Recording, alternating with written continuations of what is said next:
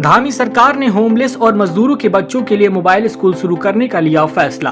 उत्तराखंड सरकार ने गृह विहीन, होमलेस बच्चों और मजदूरों के बच्चों को शिक्षा प्रदान करने के लिए मोबाइल स्कूल खोलने का निर्णय किया है। बाल अधिकारिता और बाल हकदारी के क्षेत्र में धामी सरकार की यह पहल काबिले तारीफ है, जहां एक तरफ सरकार समृद्ध परिवारों के बच्चों के लिए क्वालिटी एजुकेशन की सुविधा देने के लिए प्रयास में लगी रहती है, लेकिन अनाथ, मजदूर और गरीब बच्चों की शिक्षा के विषय में कम ही सोचा जाता है।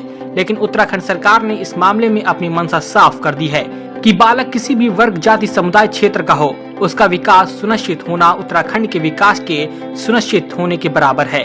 सबसे प्रमुख बात यह है कि उत्तराखंड सरकार ने ट्रैफिक सिग्नल पर सामान बेचने वाले बच्चों और अपनी आजीविका के लिए भीख मांगने वाले बच्चों को भी मोबाइल स्कूल के जरिए शिक्षा देने का अहम फैसला लिया है। इसके लिए पहले चरण में कई एजेंसियों जैसे पब्लिक वर्क्स डिपार्टमेंट, शिक्षा और श्रम विभाग के जरिए ऐसे बच्चों की पहचान की जाएगी।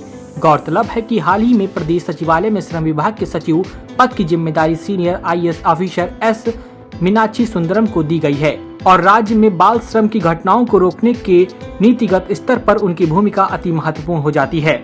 उत्तराखंड के शिक्षा मंत्री धन सिंह रावत का कहना है कि एक बार ऐसे बच्चों को शिक्षा देने का काम शुरू हो जाएगा और इसी क्रम में यह नहीं देखा जाएगा कि बच्चे का ओरिजिनल स्टेट कौन सा है। शिक्षक इन मोबाइल स्कूल्स पर जाकर कक्षाएं ले सकेंगे। प्रदेश में निवास करने वाले हर चिन्हित बच्चों को ये सुविधा मिलेगी। इस पहल के तहत उत्तराखंड सरकार घूमतू बच्चों, नोमैडिक किड्स पर भी ध्यान देकर उन्हें शिक्षा प्रदान करेगी। उत्तराखंड सरकार इस काम में बाल अधिकार संरक्षण के क्षेत्र से जुड़े महत्वपूर्ण गैर सरकारी संगठनों और सरकारी अभिकरणों को जोड़ा जाएगा। Bureau report, the stock times.